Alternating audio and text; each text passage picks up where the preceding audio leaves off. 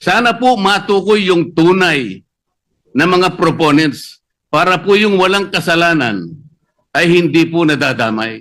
Mahirap po na magbanggit sila ng pangalan dahil ito pong nagbabanggit ng pangalan ngayon ay galing lang sa amin kahapon at napatunayan ngayon ng bilyon-bilyon ang ginagasta at magdadamay siya.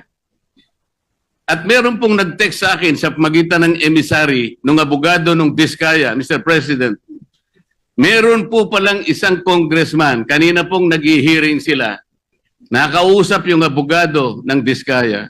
Kailangan, meron kayong matukoy na senador sapagkat makokontempt kayo.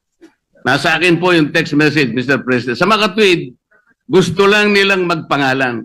Hindi po mabuti yun. Kailangan po, sa tulong na rin po ni Senator Lacson, total naumpisan na yung mga contractors, naumpisan na itong mga kawani at opisyalis ng DPWH na talagang kandidato na po talaga sa impyerno, matukoy po talaga kung sino-sino po yung palaging kausap ni Yusek Cabral na sila po yung sindikato dito.